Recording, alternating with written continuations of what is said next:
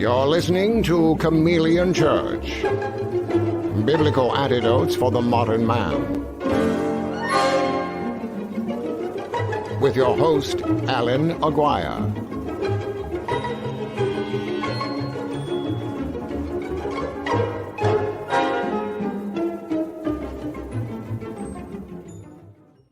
The Messianic Lamb Video Network presents Keeping Focus in Distracting Times number 7. This coming Sunday, December 6th, will be our very special Hanukkah edition. We will be comparing the distractions in the day of the Maccabees to the distractions found in the present day. Visit the new Lamb Network website at messianiclambnetwork.com to find start times in your time zone and the speakers. The Messianic Lamb Video Network presents Keeping Focus in Distracting Times number 7, Special Hanukkah Edition, December 6th, 2020.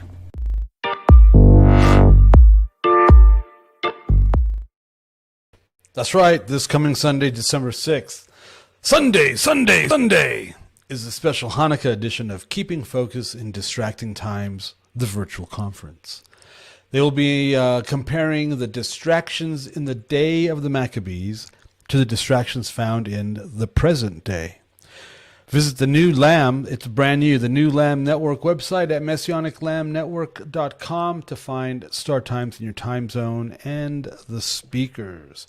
That's a public service announcement from the Lamb Radio Video Network. My name is Allan Aguirre, and you are watching the Chameleon Church Show, Tuesday morning. What's today's date? I don't even know what day it is. What day is it? Oh my gosh, it's December 1st. I really don't have an idea of where we are or what time it is on this early on a Tuesday morning. Got a little bit of snow on the ground. It's sticking on the ground because it's been cold. Cold, yes. So, yes, Allan Aguirre. That's my name, Allan Aguirre, the Chameleon Church Show. And we are on the Lamb Radio Video Network. It's Tuesday, December 1st. I'm coming live and direct to you from the Wasatch Back. I'm an author, speaker. We have books available at Planet Blue Media, as you can see on your lower third. This is the one we're hawking right now. This is the brand new 66-week calendar with the monthly and weekly planner. This thing's amazing. It gives you all the projected dates based on the fixed Jewish calendar of the new moon. And then you can go out and check out the visible crescent. And then you can actually write down, here, I'll show you. So this is the month of March that's coming up. You can see that. And on this right hand column over here, you see all the projected dates. I don't know if you can see that. There's the projected dates, the new moon, and then when all the various, Passover and all that's going to happen. But then right next to the Gregorian date, there's a space there for you to write down the actual day based on the biblical calendar. And we have the Sabbath is hard-coded every week. The Omer count. So this will actually, not only is this a real world calendar, weekly, monthly planner, it also has the entire feast cycle that's coming up starting in March. This covers January through April of 2022. Wow. I just went backwards about 18 years. This is brand new. We're shipping it now. It's a great Hanukkah gift, available Planet Blue Media. And we also have this. We've been talking about doing this for a couple years, and that's the Feast Unlocked cover art. It's a poster, 16 by 20. This is a proper poster, and these are on sale as well at the planetbluemedia.com. That's what we have right now. That's what's going on. I'm digging it, and you can email us at info@chameleonchurch.com. You are every Monday night at, 6 Central, we do the Exodus in Gathering devotional on Zoom. It's also on the Chameleon Church page, and you should join us.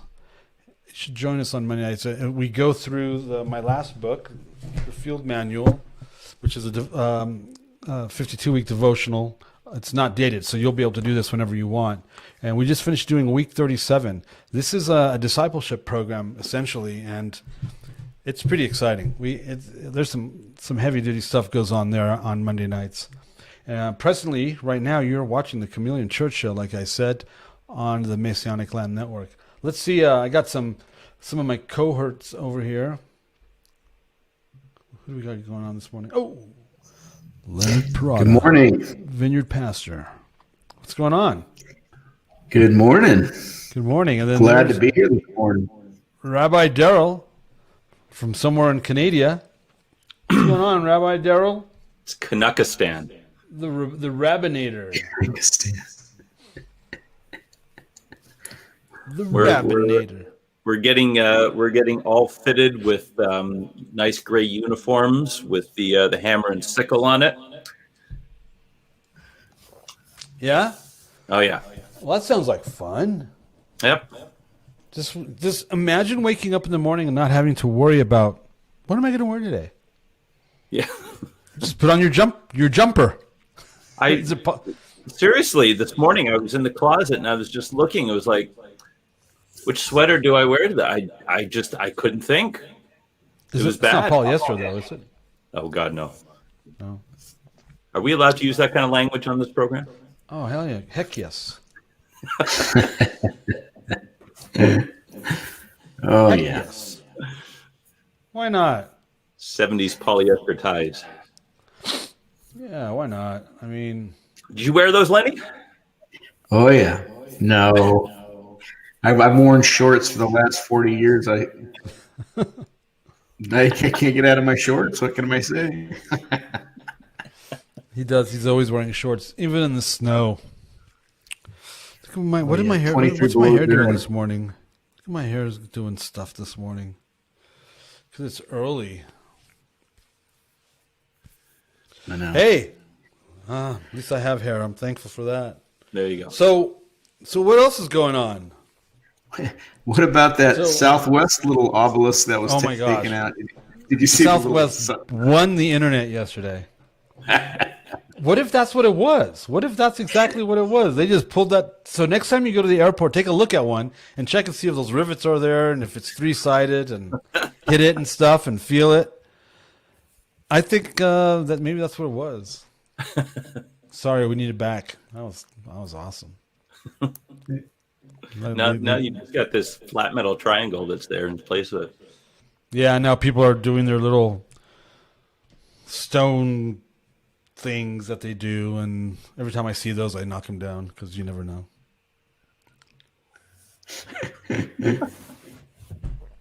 Man. Well, that's today's show. Thanks for joining us. We've Yep. got nothing else to talk about. Bob Halls and Cheyenne. What is there to talk about? I'm so tired of talking about elections and the left and liberals and the Rona and Well, last night after on the Cram Show, Tammy. how many shows are you on? Like 5? Something like that. 4. Dang. Where do you find the time? Anyway, go on. Last night on the Cram I Show. don't. Oh. So anyway, there was Eddie Johnson talked to us about this song, and it has to do with this week's Parsha. It's called Katoni, and it's all about Jacob's prayer to God right before he meets Esau. It is a beautiful song. It's all done in Hebrew. And I was listening to a bunch of different versions on it. So I got to see if I can learn it for this week, because I want to sing it as I'm doing the Torah portion, because we're going to be talking all about Jacob's prayer this week. I mean, what a spectacular song. Oh, yeah? Cool. And then I found this Israeli, there's one version of it that was done by this, she was 18 at the time, and she was on The Voice. You ever see The Voice? No, I really don't watch stuff like that. But It's actually a cool program when you watch the videos of it, because what they do is they have chairs and they're watching the other way, and someone starts singing and then says, well, I want you. Then they choose which coach they're going to work with. So it's kind of like an American Idol thing with a different twist. We've had some just outstanding acts, and this girl sings this song, and I'm just like, and it turns out that she's an Orthodox Jew, which caused a whole kerfuffle with the Orthodox community in Israel, because, here she is on this talent show, but what a voice, and the way that she does this song. And I'm just, so as I said, I got to learn this song now and see if I can get it. And hopefully I'll have someone who's playing piano this week so that we can actually have a live performance. Now, there is a show out there with where they're wearing costumes, fur baby costumes, and you're supposed to guess who they are. You know what I'm talking about? Oh, yeah. Same thing, same difference, right? Oh my God! Well, yeah, that's just kitschy. Except one's wearing a furry outfit. Yeah, it doesn't rate with if you know anything about that or things like that. What's that? I'm giving my secrets away. It doesn't rate with 90 Day Fiance and all the Muppets that are oh my gosh, real losers. It's a funny show. It keeps you entertained. Oh my gosh, we're really going down a hole now. Yeah, but if you really want to be blessed, look at the song Katani. Just beautiful. Yeah, cool. Mm-hmm. Awesome. You're talking about, when you're mentioning the thing with distraction, I'm going, Sundays I peruse the different churches that I have an affiliation with the people I know, like in Santa Maria. I go up to Salt Lake at the Oasis and hear what they're talking about. I'm going, it's interesting. There's a desperation in people's voice to just continue to tell them, hold on. And I'm going, and I'm not really dissing that at all. But the reality is that by now, preaching to the choir, it seems like there should be rising up in their heart this thing going, look at where we're at, Maranatha. Mm-hmm. But it's not. It's like they're preaching to a group that are saying, let's just try to hold on to what we've had. And I was, it just crossed. You talk about distraction, and it's like people are trying to grapple to find their way, when more than anything else, the laser focus should be on the fact of the promise not only that we have in Yeshua, but the closeness we are to his coming. And I'm going, man, so many people are just trying to, it's like keep their heads above water. And I'm going, oh. And just standing on this side of the pulpit where I haven't been there for a while, I'm going, man, look up. I don't necessarily believe that. I don't think people really want him to come back. I mean, what an inconvenience that's going to be. I mean, we're supposed to be living for Messiah right now. We're supposed to be, denying ourselves, taking up the cross, drawing near to him, resisting the devil. We're supposed to be doing all this proactive stuff for this relationship that they told us we had no responsibility in, because, there's nothing we can do to be saved or get saved or whatever. And they believe them. So I got saved. I don't have to do anything, Alan. What do you mean I have to do this or that or the other? Because, Jesus never said to obey me if you loved me, or, you weren't created for good works, or, the W word. Anyway, so they don't necessarily believe any of that. So they're not doing anything now in the here and now. The mainstream Romanized Western Christianity isn't doing anything now, today, right now, to seek out their salvation in fear and trembling, or to make sure that their salvation is secure, because that goes against all the theology and doctrine they were told. So they're not doing anything about that now, because they don't have a revelation of the person of Jesus Christ. So they don't have this intimacy in relationship. They don't have an intimate love relationship with Messiah.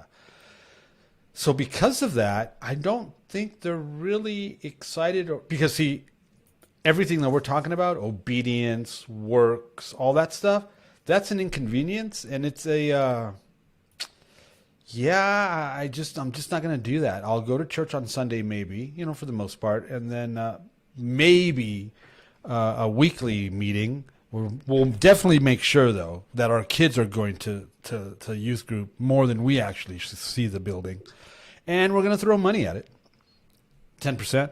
And I'm not going to lead my family in prayer or in reading or in fasting or in modeling Jesus. I'm definitely not going to lead them in communion.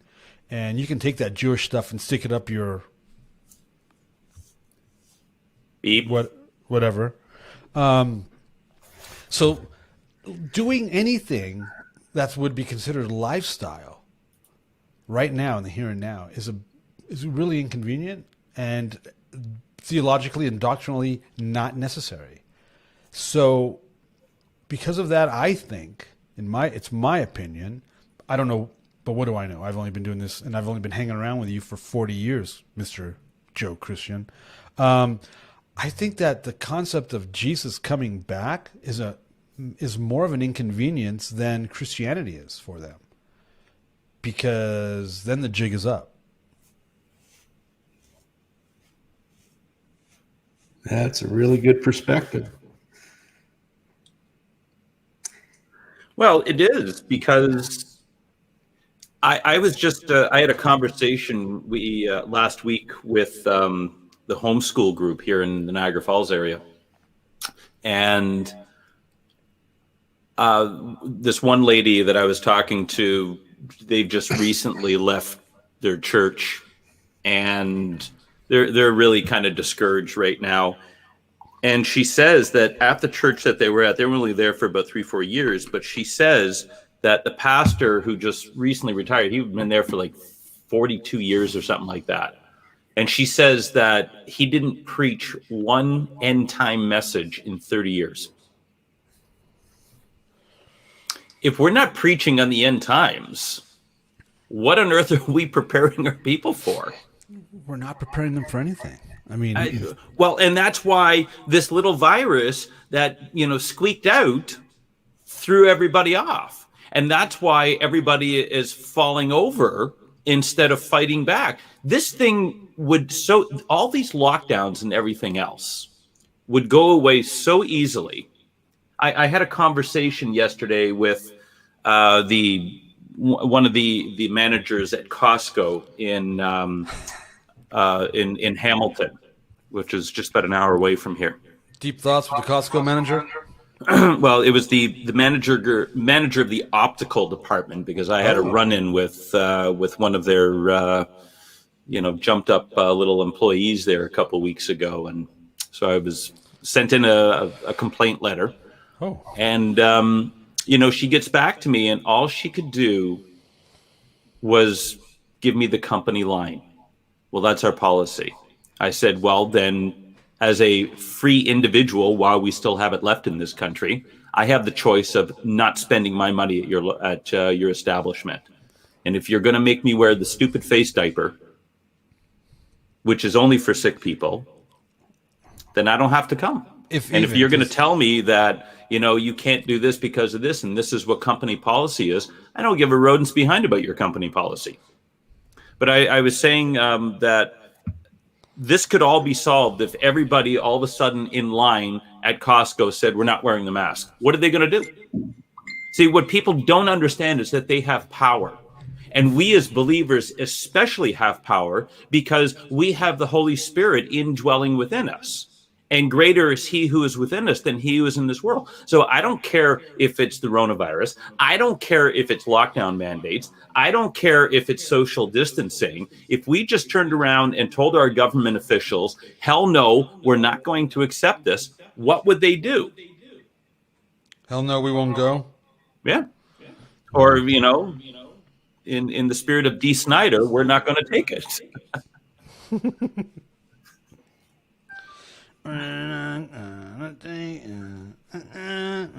It's way back when I was still a youngin' as a pastor.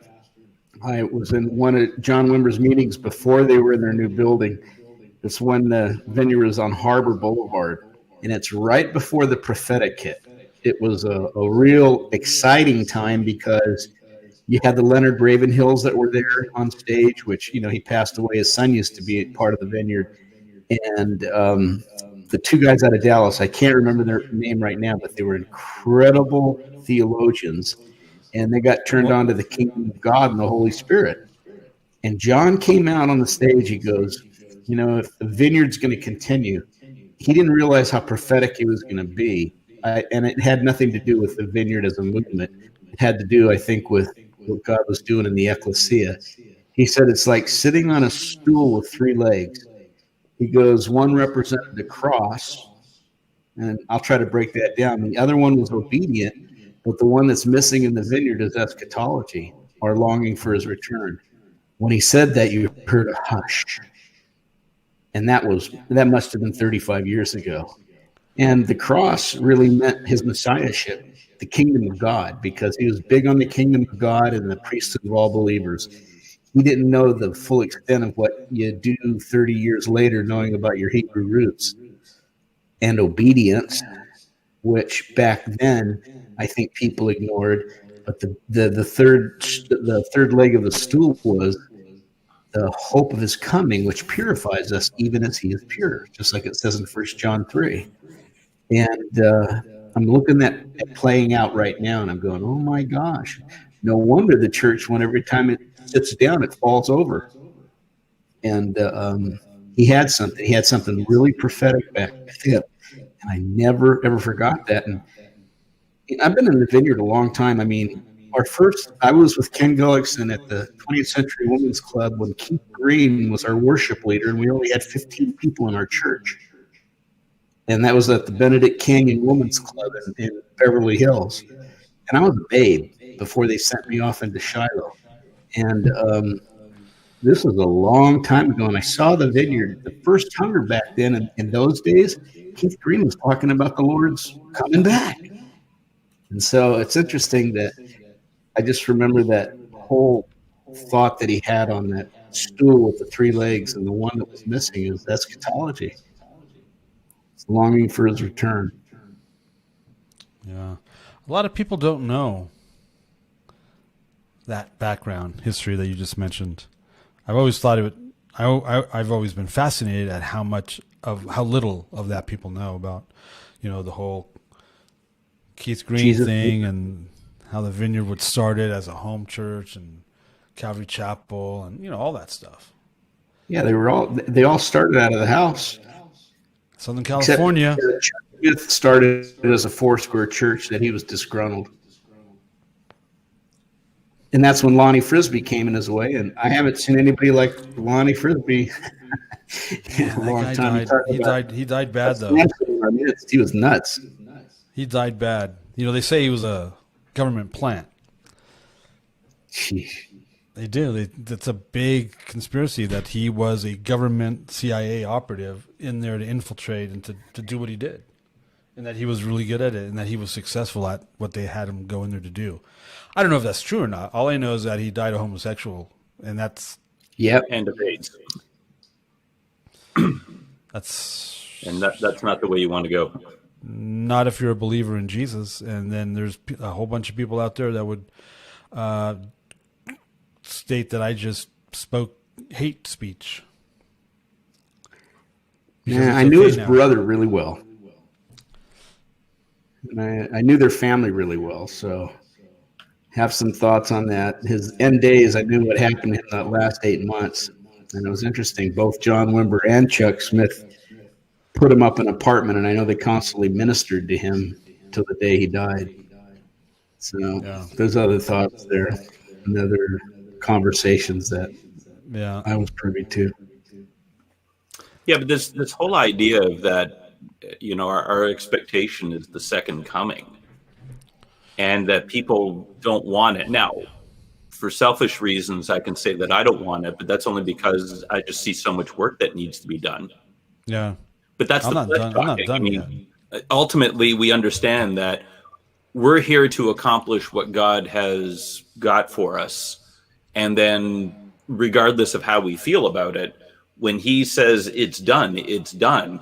When it says in Romans, in Revelation 10:7, when it says that the mystery of God is finished after the seventh trumpet, well, twice in Scripture it says that the mystery of God is salvation in the Gentiles. Yeah. So one of the ways of looking at that verse is that salvation is proclaimed during the tribulation period up until about the midway point, which is when we see kind of the trumpet judgments finished. You could look at the rapture happening right after that, and then salvation is finished for the Gentiles, and God turns his attention in the last half of the tribulation period toward the nation of Israel. No more Gentiles can get saved after that, because the mark of the beast will now be in full play. I don't know if that's the way it is or not, but there's so much work that we need to do. There's so many people. There's such a harvest, and you go back to when it says that the harvest is ready, but the laborers are few. We're running into that yesterday. We're running into people all the time who are looking for hope, and where actually I think our biggest mission field is right now, the church. Because all of a sudden, what's happened in this past year has thrown the whole machine off. Oh my gosh. And totally whack. So there's the fulfillment of the Gentiles. You mentioned that. You just brought that up. That suggests that there's coming a time where every Gentile that's supposed to get saved has gotten saved, and now there's no more Gentiles getting saved, and that's it. End of story. Mm-hmm. So there's a movie. Did you guys ever see the movie? It's got the Arquette, the pretty one. Roseanne. It's called Stigmata, where she's experiencing stigmata, manifesting stigmata. It's an older movie. And because the last Gentile has been born or something like that. Do I have the storyline right? I haven't seen this movie in a gazillion years. And so it touches on that. So we are talking about that there's only a certain amount of Gentiles that are going to be given the opportunity to receive Messiah. And when that last person has been offered this incredible covenant, everything goes, and people don't talk about that. People don't believe that. People don't even know about it. How many people even know that that's even in there? Let's ask our illustrious chatters. Surely you all know about that, right? Is there anybody watching that can comment, whether on YouTube or Facebook, that you didn't know that was in there? Give them a minute to do that. Lenny, this is pretty much your area of expertise. I've gone back and forth. There's so many thoughts on when the fullness of the Gentiles come in. They said, they teach anyway, when the last Gentile is saved, that's conjectured. Is that what it's really saying? So I get challenged on that a lot. I get challenged on the rapture. The only thing I can say is, when is the last trump?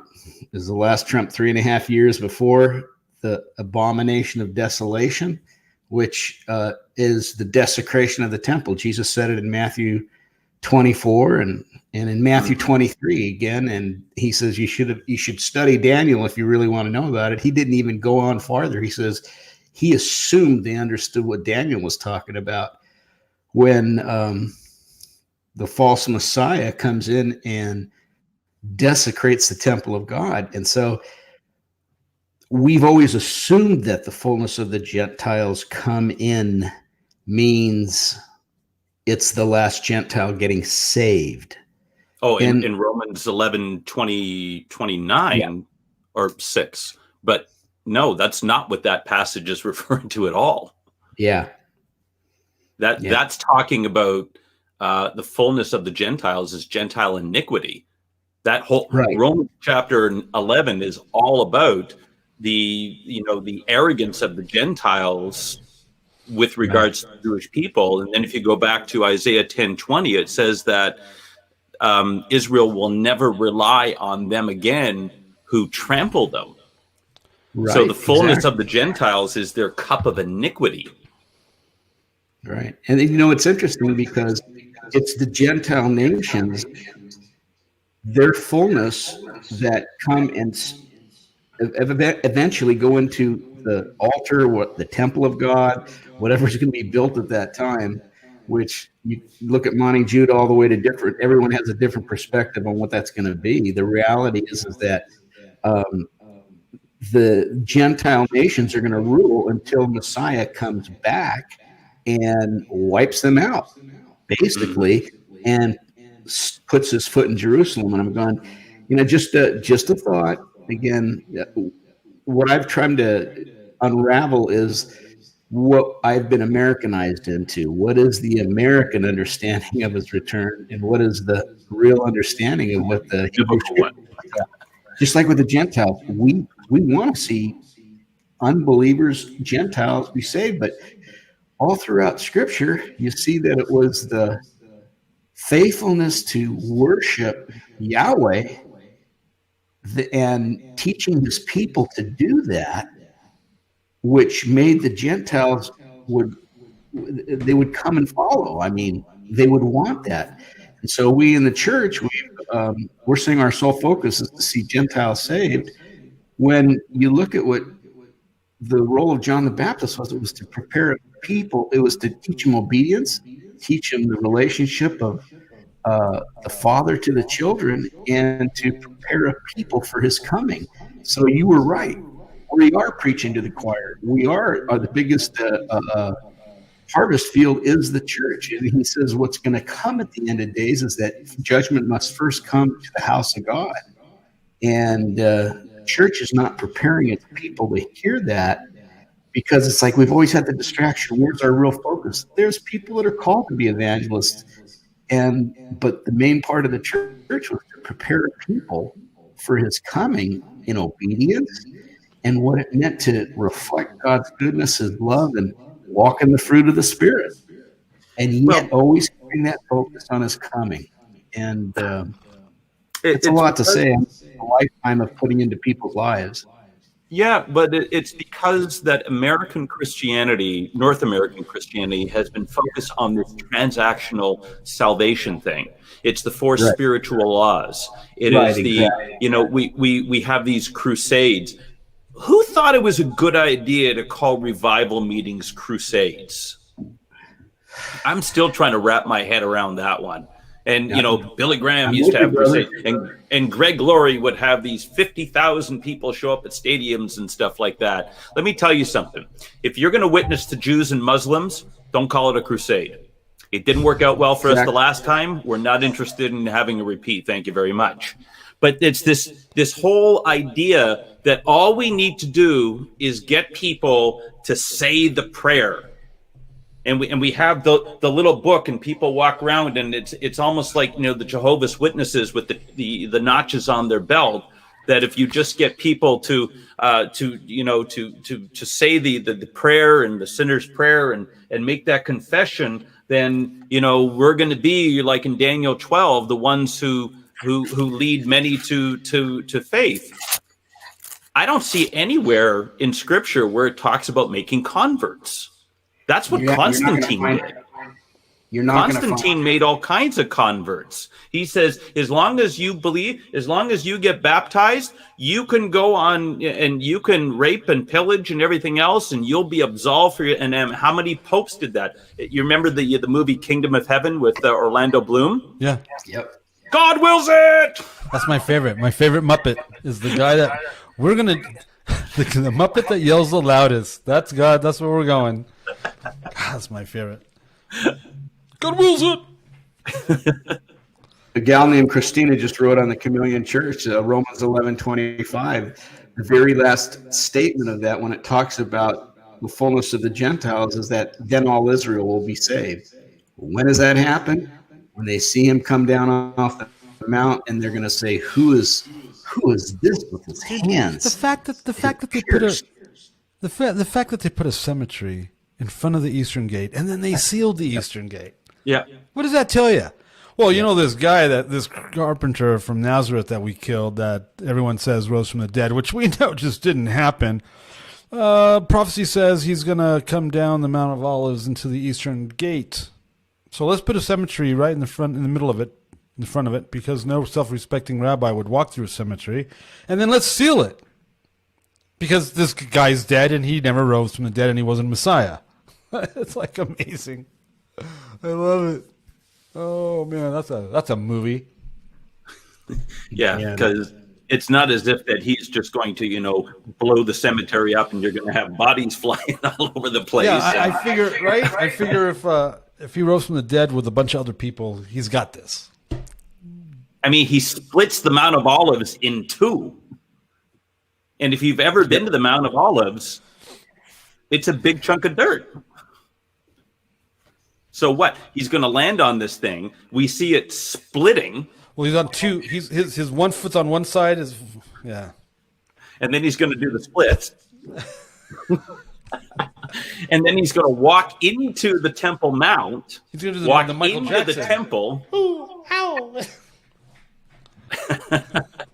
Moonwalk. Damn. But it goes back to people think that they can outsmart God. Right. I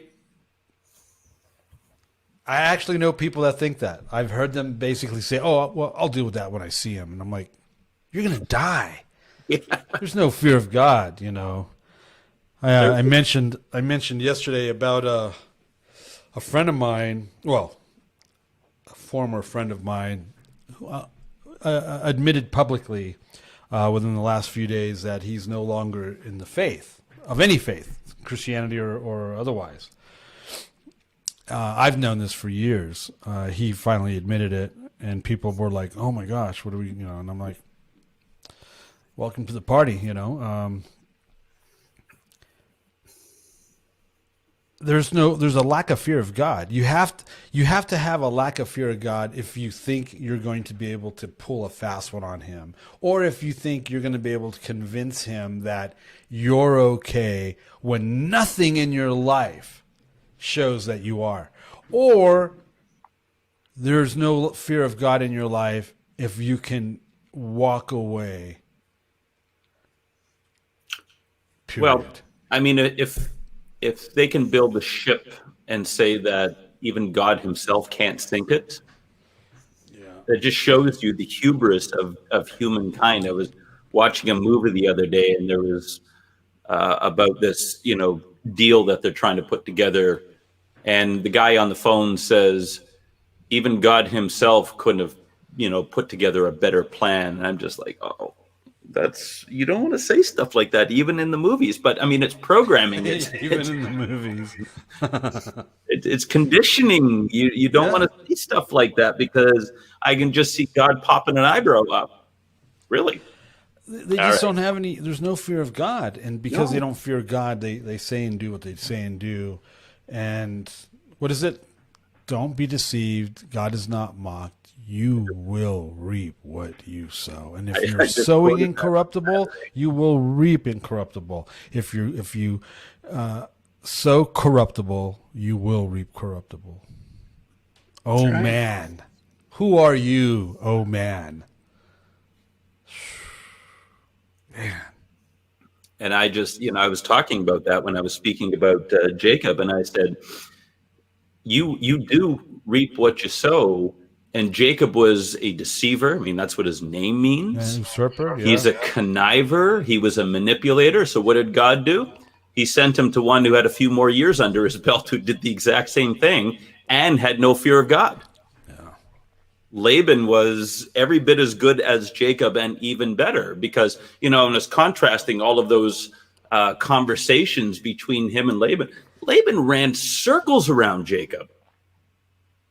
He had him dancing to his tune the entire 20 years that he was there.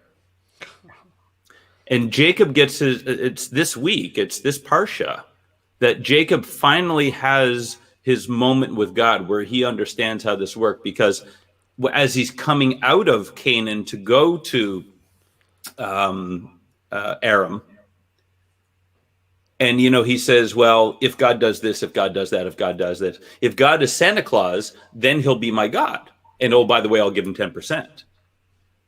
But as we're going to be discussing, and what this song Katoni says, his prayer to God as he's just finished dealing with Laban and escaping, that, and, God took care of that. But now he's got to deal with Esau.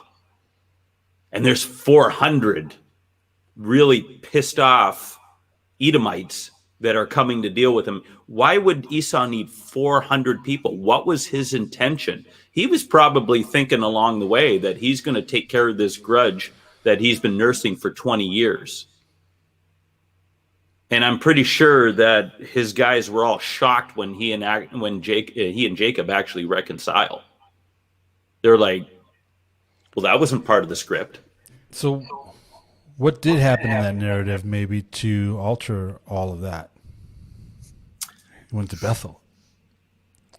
Jacob finally has his realization of who God is. He has a come to Jesus moment at Bethel. Yeah. And then God puts his hip out because he changes his walk. Yeah. Because with the faith, it's all about halakha. It's all about how we walk. God doesn't care about your theology. He only cares about your walk. Sorry. Yeah, we went through the whole Bethel aspect of it in last night's devotional.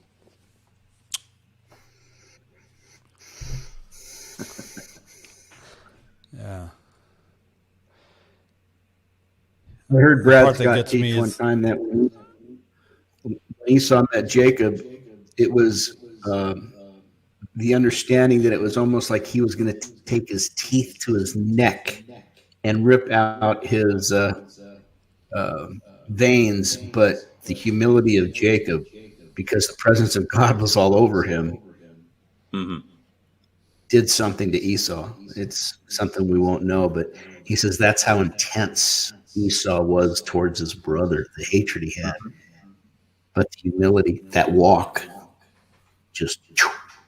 Well, it reminds me of a scene in The Godfather 2 when Michael is talking to Frito and he, confesses that, he kind of messed up and had initiated this plot against him because, he wanted some respect. And he says to him, "You're dead to me. You're not family. If you're going to go see Mom, I don't want to see you. You let me know." And then he turns around to his capo there and he says, "As long as my mother's alive, I don't want anything to happen to him." He said the exact same thing that Esau said. The days of mourning for my father are near, and after Dad dies, I'm going to take Jacob's head right off. And that's exactly, except in The Godfather, he actually does have him killed, whereas we see reconciliation. And I think that's a picture also, and I'm giving away half my sermon on Saturday, but, those who are watching here get the spoiler alert, that it's a sign of reconciliation between Isaac and Ishmael in the future. Because if we look at Isaiah 19, it says that Egypt is one of the three nations that God calls his own people. Right. So, the Egyptians, the Arabs are going to, there's going to be a reconciliation. The Egyptians, which is the largest Arab nation in the world, will worship God one day. He calls him my son. Yep. Yep. I don't know what just happened to me, but I got kicked It's out. happening right now. Did you disappear? I'm sorry, go ahead, Lenny. Yeah. Did you see me get kicked out? What happened? I don't know, just everything, internet, all that, everything just shut down. I'm like, oh. Anyway, go ahead, Lenny. What were you saying? So it's happening now. I just lost my train of thought. Sorry. About the Egyptians. It's happening right now. This last week, what Israel met with Saudi Arabia, they're talking about how close they are now to joining into the Accords. Once they do, oh my gosh, that's Ezekiel 38. They're the last nation, Sheba and Dedan, to come in for that alliance. And it's just partial of Ezekiel 38, but it's a big partial, put it that way. Which will initiate the war of Gog and Magog. So, Yep. So it's December 1st. What do we think is going to happen in this next 30 days? Well, it's one of two things. Either Why the heck not? Either it goes to the Supreme Court and they declare Trump the winner, or Trump invokes the Insurrection Act because there's too many compromised left-leaning judges from Obama. I mean, have you seen the full court press that Obama's been doing with all the news and how he's constantly talking? I mean, he was just quoted saying that, watching Trump's administration, he realized that he could have done a lot less when he was president. What?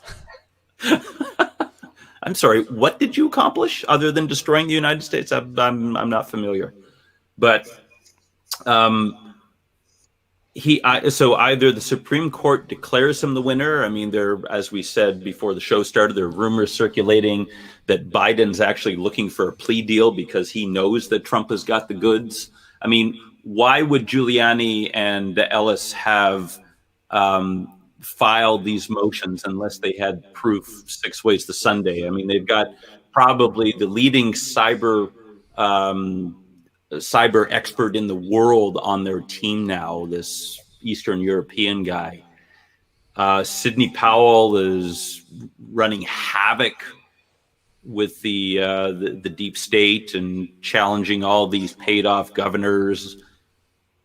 So we don't know what to believe, but either Trump invokes the Insurrection Act and just rounds all these people up, including like half the governors in the state, or the Supreme Court declares him the winner. The Democratic Party is probably done as we know it, but what that leaves then is there's only one party. And when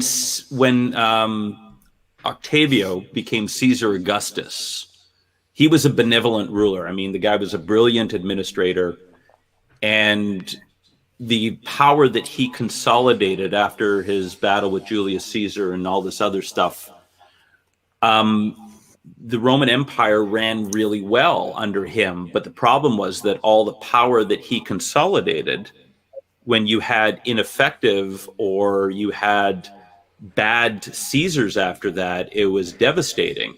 We see the same thing happening actually with Joseph, that he's consolidating power for Egypt, which set the stage for Israel becoming a slave nation because, he bought everything up. And that was, it may have been good, he saved Egypt at the time, but it set the stage for tyranny. And that the very same thing that could happen with Donald Trump, that if the Democratic Party is destroyed through all of this, and there's really nothing left of it. I mean, it is a complete tool of the Chinese Communist Party. If you've only got one party, then you have, for all intents and purposes, Trump being exactly what they are accusing him of being, which is a dictator.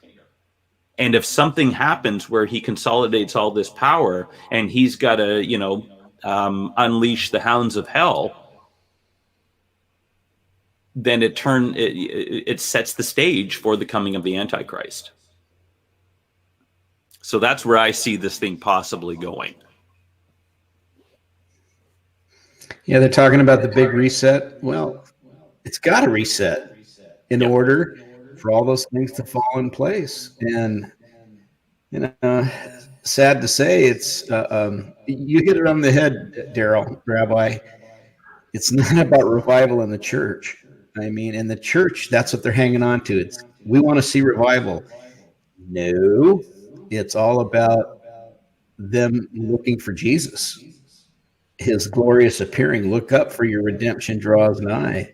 And if Biden gets in, hey, people go, we want our justice now. Well, justice is only coming back when the king's on his horse.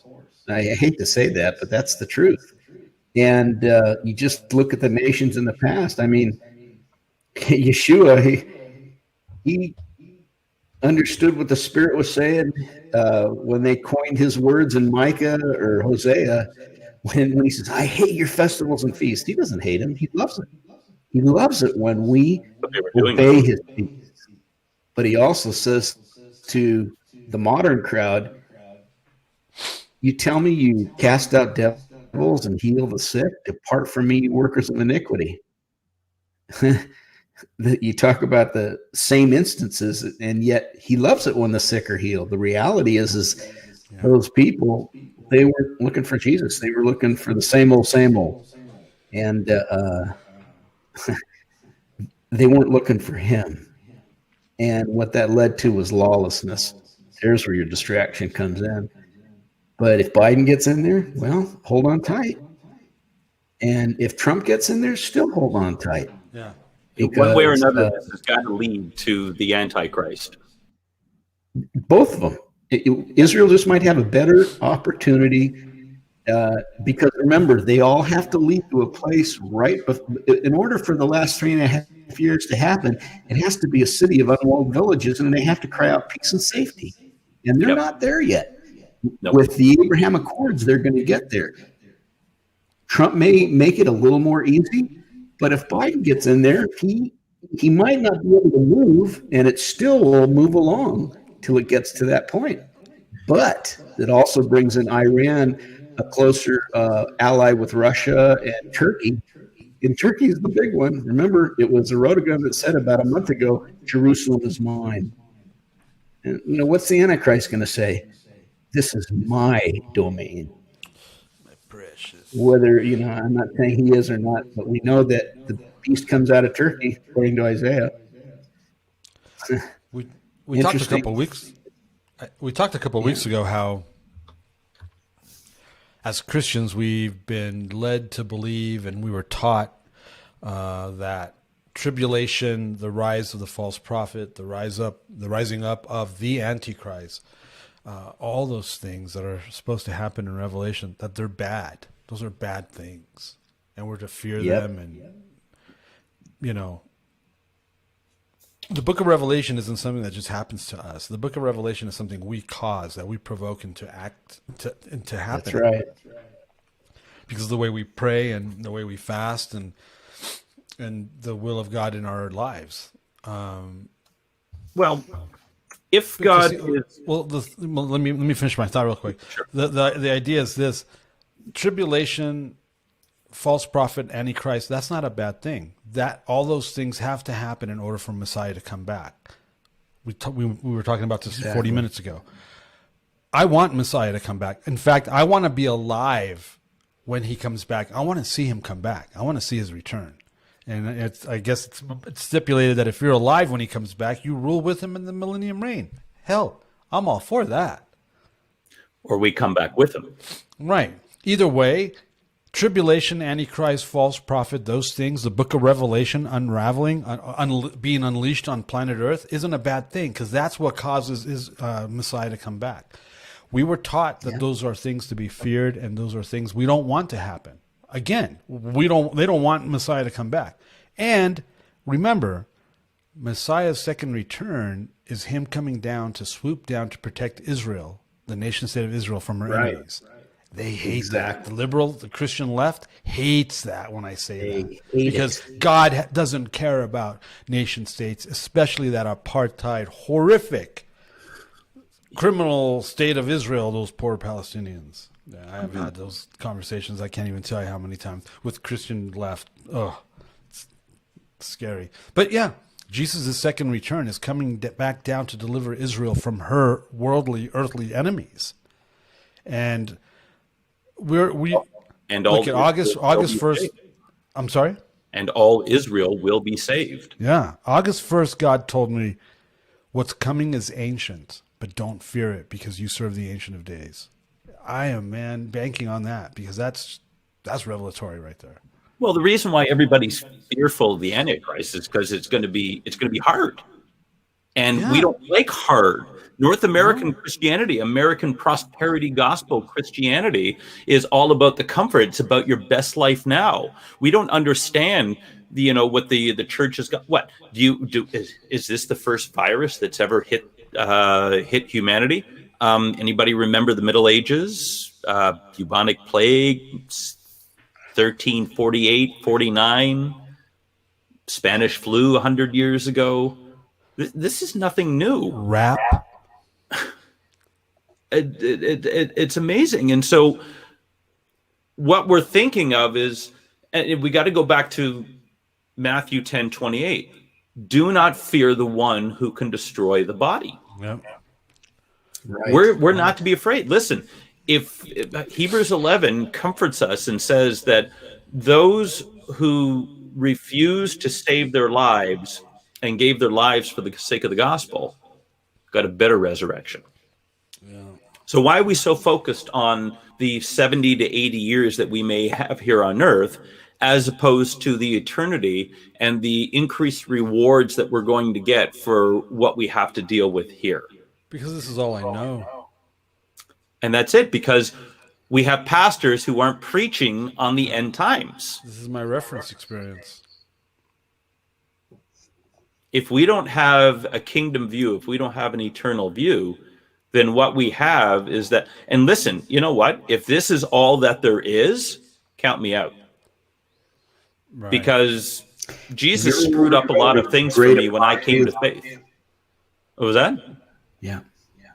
Have you ever wondered why the great apostasy is at the end of the days?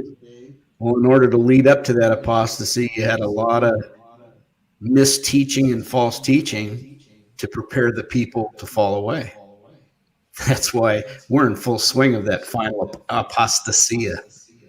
Yep. Or that great falling away. We're right there. Where it's already happening. It's not going to happen there. No. And God told me last August that judgment had begun in his house.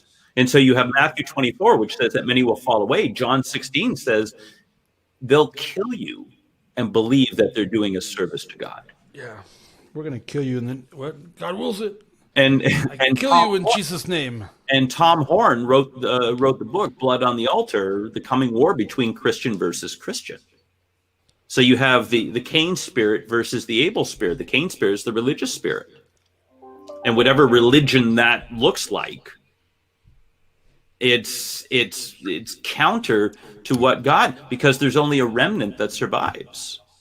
And so I think, yes, we do need to reach the lost right now, but a lot of our preaching needs to be toward those who are in the church who are all of a sudden realizing that the emperor wears no clothes and that they're standing around with a cold breeze on their tuchuses.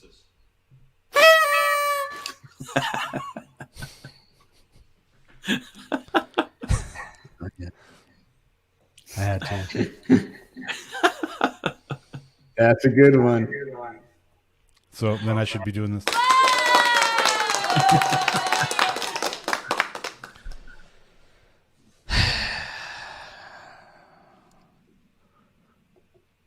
I just desire to see these people walk, and God says it himself. He just desires to see you walk in the fullness of his atoning mercy.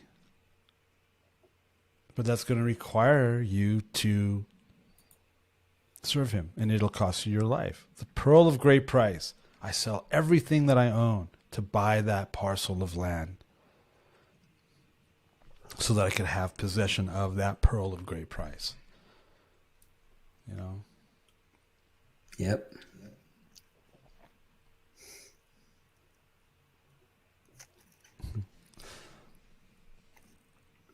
Yeah.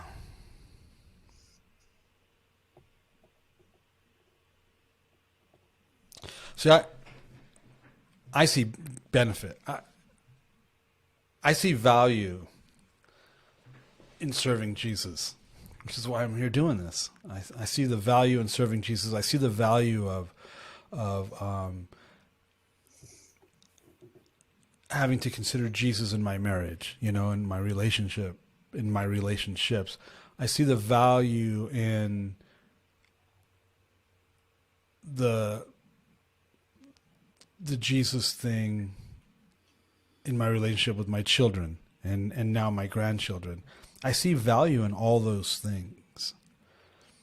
I see value in choosing the lifestyle that I've chosen and making the decisions that I've made with my career, with my life, to accommodate the serving of God, the serving of Jesus. Whereas so many people that I know have made the choice that they're not going to inconvenience themselves to that extent. We're not going to do that, Allan. And they don't. And they eventually slip away. They eventually walk away. They eventually are no longer with us. Not everyone that is among us is one of us. I see value in the things that I do and the things that I've done and the things I'm doing and the things I'm going to do that align my life, my family, my marriage, my ventures, my dreams and aspirations in alignment with His will.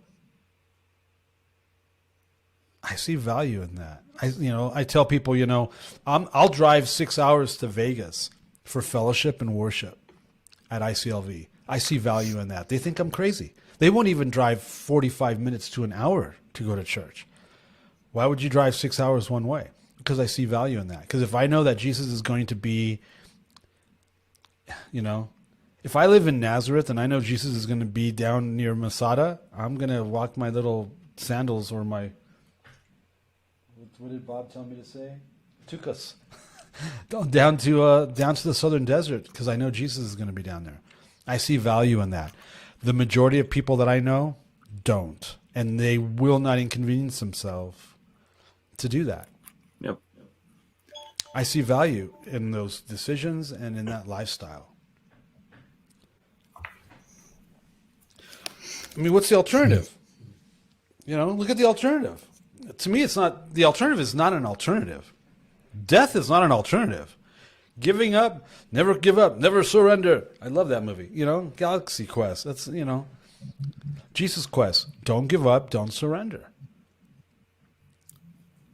It's more important. How you end is more important than how you begin.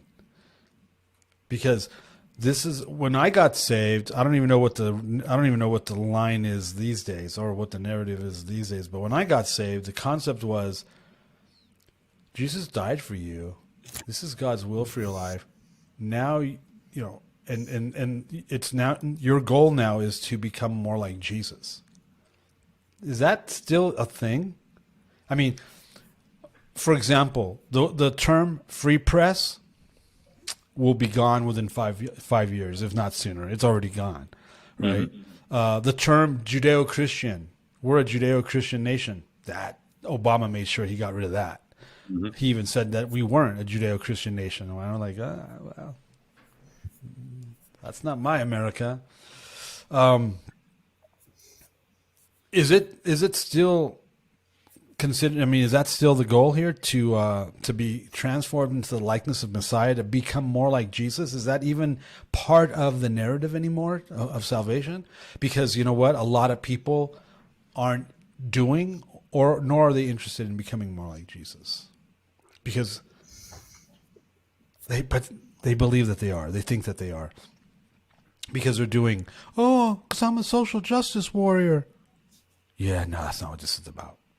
Christianity is not a morality play, and because you've made it such, you're nowhere. You're not even in the game. Christianity is not a morality play.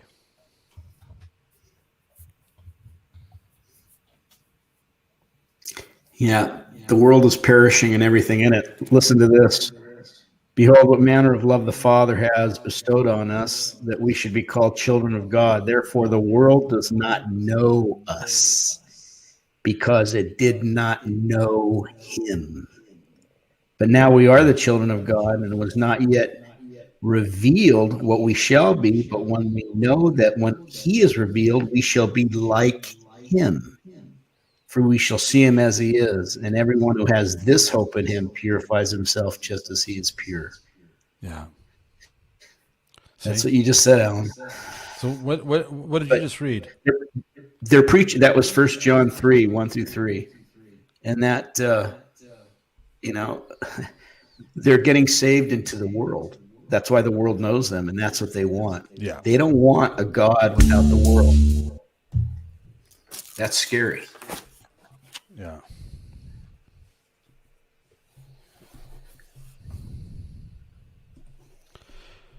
It is scary.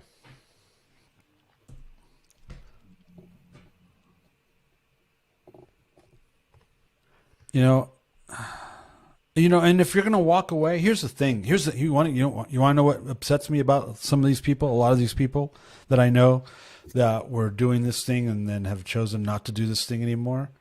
They come back and they mock it and they try to destroy it and they rally as many other reprobates as they can to rally around them, and they to make fun of it, to expose it, and to mock it, and to break it down and tear it down. That's what they do.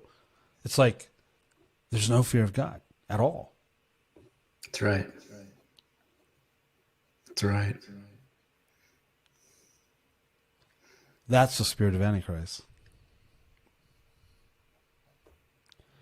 I'm seeing it right now. It's right after those passages that talks about how sin is lawlessness, and then it goes into the whole diatribe about the Antichrist spirit right after that.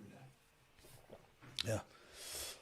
I am watching the spirit of Antichrist right now. Sheesh. If you don't like something, I don't like.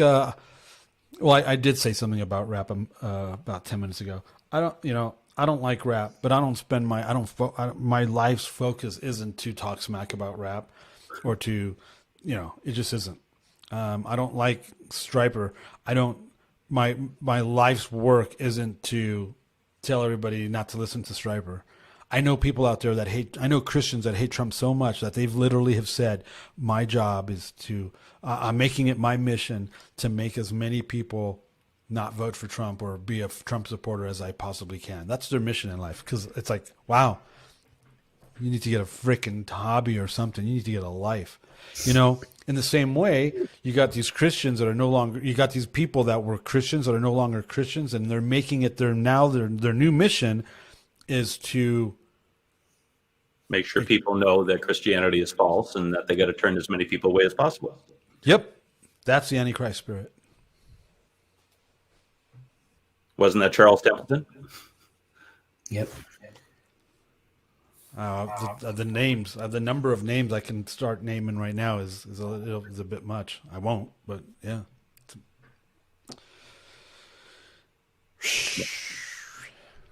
If I don't, it's like the thing is, okay, we get it. You're bitter and twisted and whatever, and Christianity didn't work out for you and whatever other nonsense. You just walk away. Just, don't walk away mad. Just walk away. That's the entire organization, Jews for Judaism.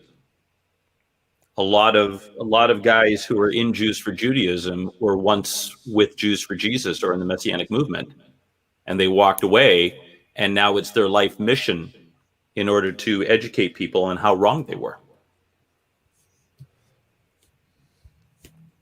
And they make a lot more money than I do. They get a lot more donations than my ministry does.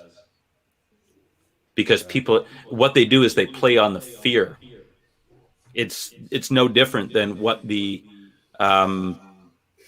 media is doing with the coronavirus now. It's all about the fear. And if you fear these scary missionaries and they're going to come snatch your soul away. I mean, my uncle took me up to see the rabbi from Jews for Judaism almost 20 years ago. He's an atheist. So I said to him, "You don't believe in God. Why do you care about which one I believe in?" Because this is what our people have always done. Good thing you're not a lemming then. This is what we do. We play on fear.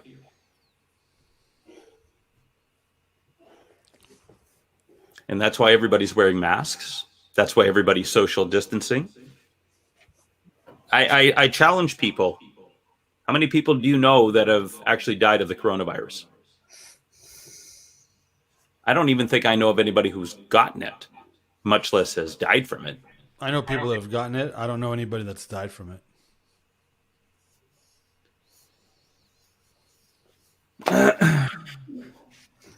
So, anyway.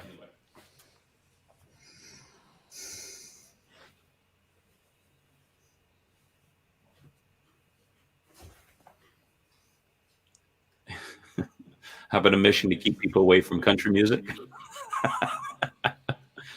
That's a good mission.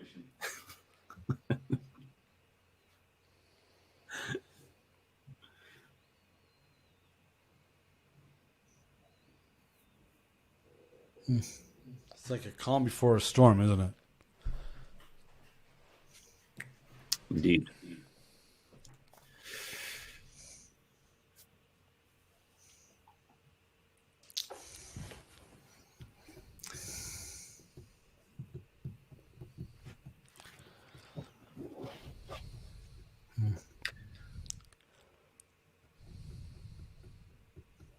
Cool.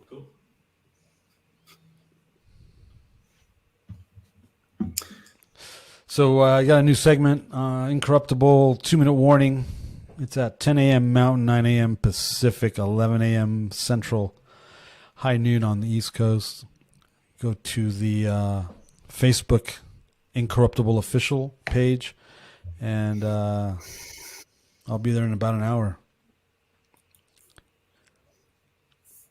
All right. I do like a 2-minute rant on something. I don't even know what it's going to be.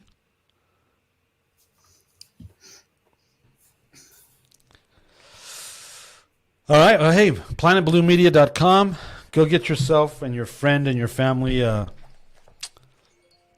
calendar, weekly, monthly planner. If you buy 4, you get 1 free. That's right. Or you can just buy 1. planetbluemedia.com. That'll hold you over until I come up with the second one for this coming year. Other than that, Darryl's on the what's it called again? Darryl is on the it's not there.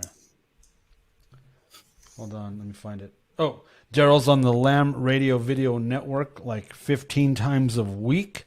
Don't forget to catch him on there. Lenny's working on some new stuff. Doing some stuff with his ministry, Forerunner.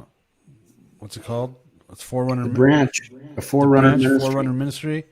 He's working on some stuff, and I want a really good breakfast right now. That's what I want. I want a good, solid breakfast, like beef bacon, some eggs. 21 and 21. What's that? Remember the restaurant down at 21st and 21st? Oh, I'm not going down. I'm not driving down to Salt Lake. Oh, the Blue Note. yeah. You know what the best breakfast is up here on the mountain, Lenny? The Blue Boar. No. The Blue Boar Inn. That's the best Really? breakfast Better value than up the here on the eating mountain. establishment, the Double E? Oh yeah, yeah. The Now I eating got establishment. another call I got to jump on, so I'm going to bail out. What? Yeah. Oh, he's got another show. He's got some other engagements. All right, man. Good seeing you guys. We'll see you later. Hey, Bless you, don't Darryl. forget, you have been watching. What have you been watching? Yeah, something about You're listening to Chameleon Church. Biblical Antidotes for the Modern Man. With your host, Allan Aguirre.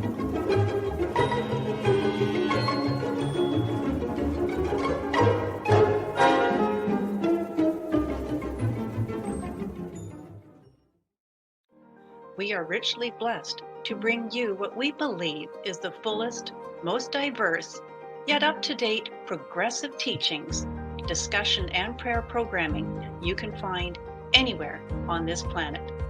Be sure to take the tour of the MessianicLambRadio.com website. I'm Susan Hoogie, thanking you for joining us on the Messianic Lamb Video Network.